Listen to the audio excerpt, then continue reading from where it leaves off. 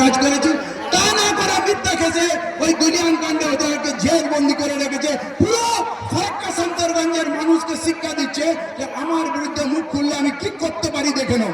এখনো নাকি চতুর্দিকে বলছে যে আমাদের শাসক দলের বিরুদ্ধে গেলে সবকে কেস দিয়ে জেলে ঢুকে দাও। তা আপনার কি এরকম এমএলএ দরকার? দরকার কি? এরপর ধরুন এত কিছু খাওয়ার পরেও অ্যাসপন্ডের টাকা, এনটিপিসির টাকা, জিন্দালের টাকা, আম্বুজের টাকা, যত প্রকল্প হয় এই প্রকল্পগুলোর টেন্ডার আপনার এলাকার লোক পায় না, সেগুলো চড়া দামে বিক্রি হয়। কারা পায় আপনারা জানেন? আপনার এখানে যত উন্নয়নের কাজ যেটুকু হয় রাস্তাঘাট সেগুলো আপনারা পান না। এনটিপিসিতে যখন চাকরি দেওয়া হয় তখন আপনারা পান না। 4 লাখ 5 লাখ টাকা দিয়ে সেই চাকরিগুলো বিক্রি করা হয়। সারা বছর এরা ফুর্তি করে মেলা খেলা করে, আর ইলেকশন আসে কি বলে?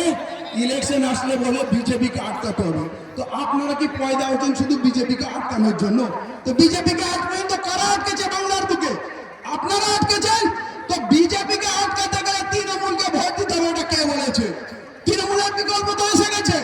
নাকি এখনো বলবে আপনারা ভোট কাটুয়া, আপনারা বিজেপির দালাল, বিজেপির পয়সা খায়? এটা শুনবেন? এরা সারা বছর আপনার শোষণ করবে, সারা বছর অত্যাচার করবে, আর শেষে বলবে বিজেপিকে আটকাতে হবে। বিজেপির এখানে কোনো স্থান নেই।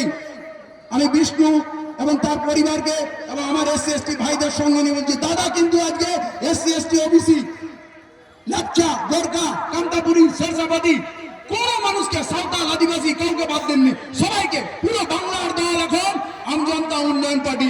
তাহলে আমার কেন তৃণমূলকে দরকার? আপনার কি মনে হয় এই ভয় দেখিয়ে তৃণমূল নেবে? শামসারগঞ্জে ধুলিয়ান কাণ্ডে 6000 মানুষের নামে এফআইআর, 700-এর উপরে মানুষ ঝেলে গেল, এখনো 13 জনের যাবজ্জীবন হয়ে গেছে।